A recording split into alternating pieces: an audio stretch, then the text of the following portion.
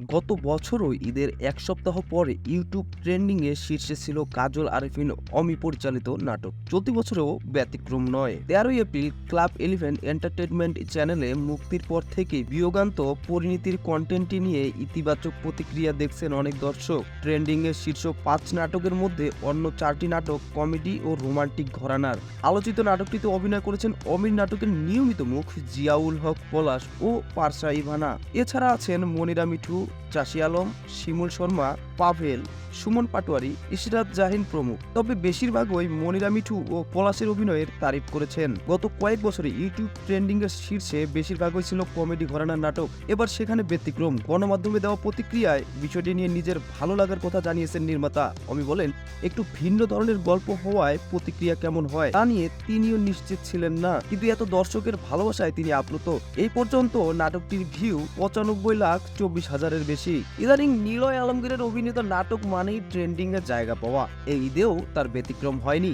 Trending এর শীর্ষে থাকা 5 নাটকের মধ্যে 2টি নিলয় অভিনীত। এর মধ্যে দ্বিতীয় স্থানে আছে শ্বশুরবাড়িতে ঈদ।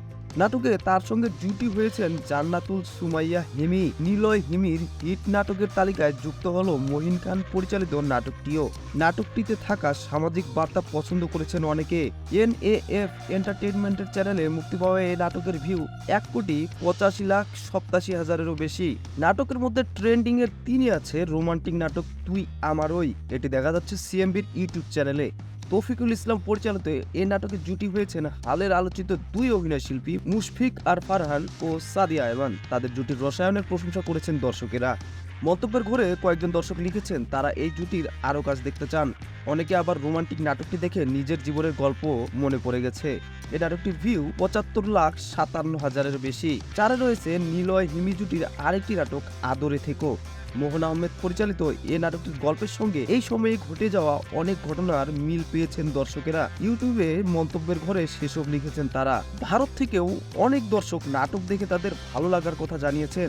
NAF এন্টারটেইনমেন্টের চ্যানেলে মুক্তি পাওয়া নাটকটির ভিউ 40,62,000-এরও বেশি। ট্রেন্ডিং এর 5-এ রয়েছে এই ঈদের আরেকটি আলোচিত নাটক তখন যখন। আলোচিত নির্মাতা মিজানুর রহমান আরিয়ানের এই নাটকটিতে অভিনয় করেছেন এই সময়ের আলোচিত 3 শিল্পী জোফান, সাদিয়া আয়মান, নাজনীন নিহা। রোমান্টিক ধাঁচের নাটকটি বেশিরভাগ দর্শক পছন্দ করেছেন।